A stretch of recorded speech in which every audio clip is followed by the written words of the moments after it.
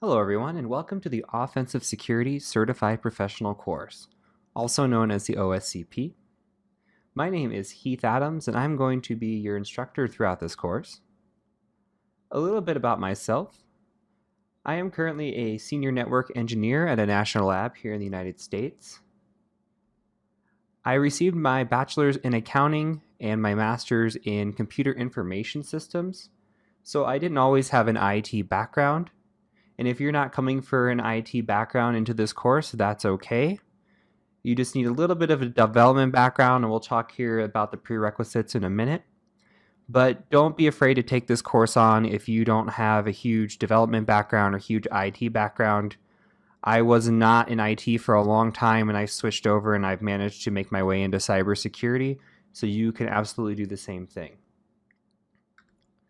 I am also an Army officer in the Army Reserves. I've been in the Army about 4 years now. If you are a veteran or you're currently serving, thank you for your service. These are some of the certifications I have here. Most importantly, I have the OSCP, so that allows me to teach this course. And if you ever need to contact me, this is my personal LinkedIn. If you need to shoot me an email, you have questions about the course, this is probably the best place to contact me. If you want to connect with me, that is fine as well. I'm open to any and all feedback throughout this course, so if you find something in a video that's incorrect or that you didn't like, please reach out to me and let me know. I'm always wanting to improve myself and my course. And also, as I said, if you have any questions, please feel free to contact me. I'm pretty responsive. So anytime you need anything, that is my LinkedIn. So in terms of the OSCP, what is the OSCP? So the OSCP is an advanced penetration testing course. If you've taken the CEH, the Certified Ethical Hacker, it's a step above that. So the real differences between those, while I think the CEH is okay, I think the OSCP coursework is better, and it gives you a real-world experience. So you're given a lab environment, and in that lab environment, you have 50 or 60 different boxes that you get to attempt to hack, and all of the boxes are vulnerable. So that makes it really fun throughout the whole course. So you're given a instruction manual, you're giving a course guide. So you're given about 350 pages of material at this time where you have to go through, and it's basically just like a college course. You've got different questions you have to answer, and you have to compile kind of a report throughout the whole course. And then you go into your lab environment when you're ready. So from day one, you can start in your lab environment, and you can just start attacking boxes. And your goal is to hack as many boxes as you can before the OSCP exam, before you take it. And that brings me into the exam. So the exam is a real-world exam. It's 24 hours long, and you're given 5 machines that you need to hack into. So you need to get 70 points on the exam in order to pass out of 100. And there are different varying points for each box. So there are 2 25-point boxes, there's a 10-point box, and 2 20-point boxes. And one of the 25-point boxes is going to be a buffer overflow box where you have to develop your own code in order to break into a machine. So what does that all mean? It means that this course is going to be difficult but rewarding. So you'll notice when you go through the real OSCP course that a lot of the material is vague, and it's intentionally vague because they want you to go out and research on your own, because a lot of computer hacking and a lot of penetration testing is doing the research on your own. So it's important to know that you're going to struggle throughout the course unless you're just a superhuman when it comes to computer hacking already. But when you finish, you're going to feel really rewarded. So some of the prerequisites for this course are a knowledge of scripting languages, preferably Bash and Python. We're going to touch on Bash a little bit, and we're going to use Python pretty heavily throughout the course, but I'm not going to really dive into it. It's something that I expect you to know already. You don't need more than a basic knowledge, I would say, intermediate knowledge at most of Python. You just need to understand how to read it. You don't necessarily know how to develop in it. And there are courses here at INE that will teach you that. There are courses out there and books out there elsewhere as well that will teach you that. So if you are coming into this course without any kind of development background, then you might want to reconsider. But I welcome you to try the challenge anyway. I came in with very little background when I started the OSCP, and I learned Bash and Python kind of as I went. I did take a mini Python course before I started, and it did help, but by no means was I able to develop anytime during the OSCP. That just kind of comes with lots and lots of practice. So being able to read code is really the most important thing. And a basic understanding of network concepts. Nothing too complex here, just TCP, IP type stuff, UDP ports, and just know what an IP address is, know what a subnet is, and you're going to use a lot of that, but outside of that, you don't really need to know how packets flow or anything else. I'll teach you a lot of that in the course. And also a basic understanding of Linux.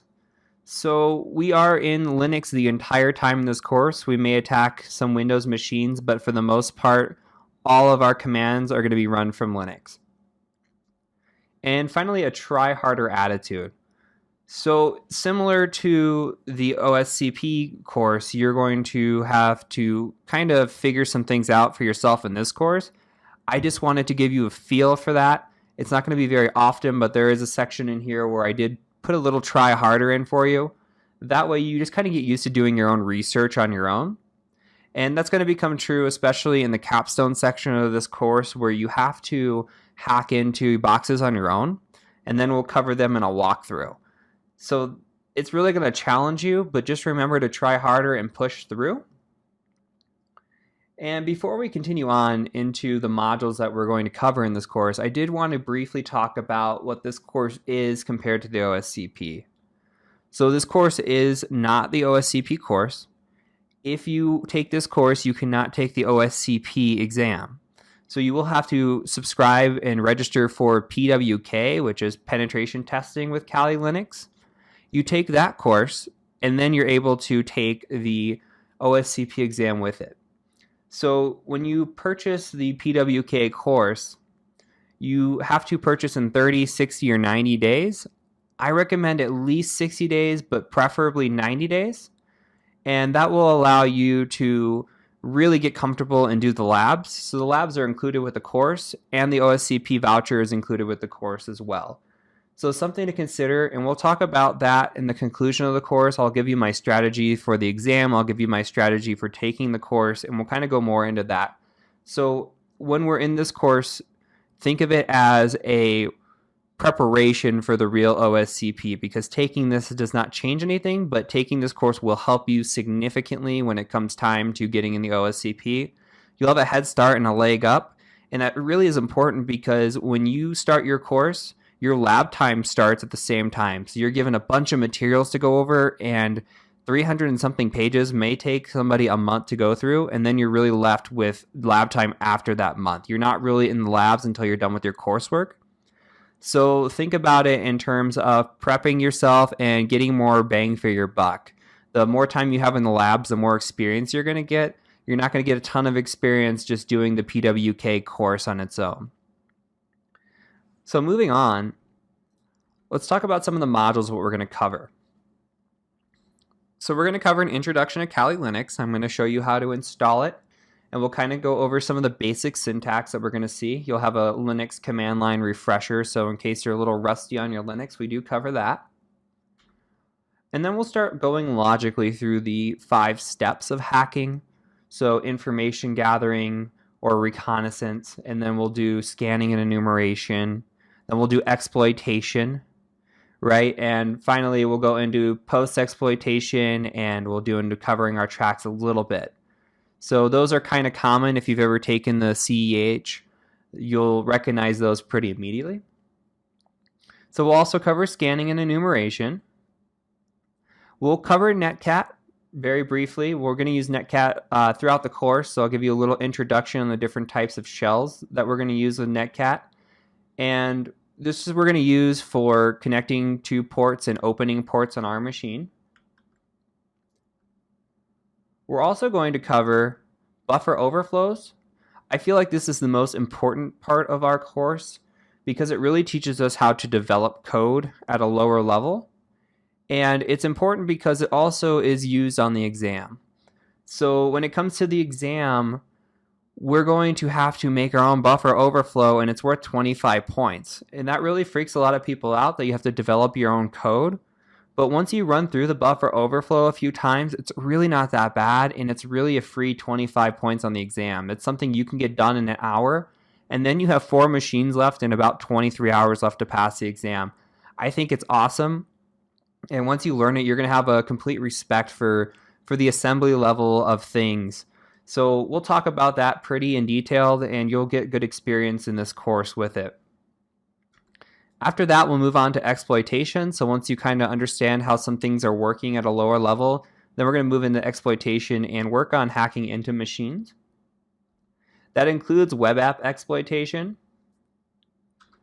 And once we're in the machine, we'll talk about how to transfer files and how to escalate privileges in case we don't get root when we first access the machine. And then we'll talk a little bit about post-exploitation. So how are we going to extract files? What information can we find on the machine? Can we pivot from the machine to another machine? So there's lots of things in post-exploitation that are useful. And then finally, we'll have the capstone and conclusion of our course.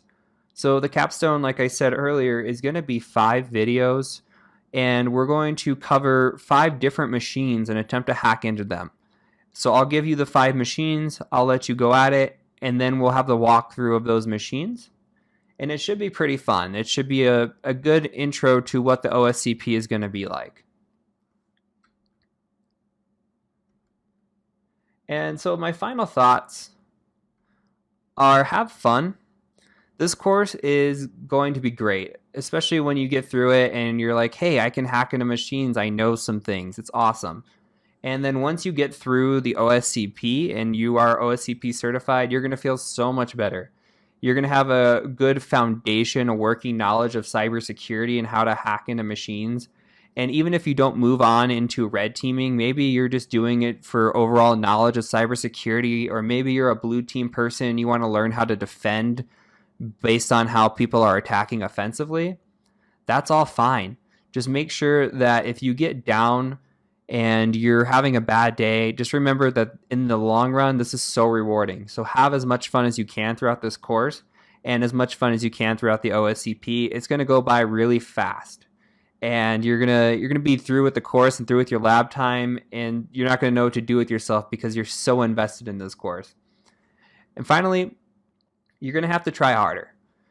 So the course, it's intense, as I've said, and another thing that really gets people is there's a lot of hours that you have to put into this course. When I was going through it, I finished in around 45 days. I did sign up for the full 90 days. But I spent, I say, somewhere around 200 hours and 45 days just working on this. And it was not easy. My relationship suffered a little bit. It's something that you have to go into. And if you have a significant other, you have to kind of tell them beforehand, say, hey, look, this is going to take me some time. But once I'm through with it, it's going to be awesome. There's going to be job opportunities. I'm going to have more knowledge about cybersecurity. So many doors open for you. So I remember the first week that I put my OSCP on my LinkedIn, I probably got 10 different job offers, and they are nonstop. So people are always looking for penetration testing and looking for ethical hackers. It's just a really good certification to have. But in order to do that, you do have to try hard and you do have to put in the work. So if you're not self-dedicated, you really have to think about taking this course. But if you are self-dedicated and you can push through it and you have that perseverance, this is the course for you, and it's going to be awesome. So that's it for now. I hope to see you throughout the rest of the course, and I hope to enjoy it with you. So thank you for learning with me. My name is Heath Adams, and until next time, catch you later.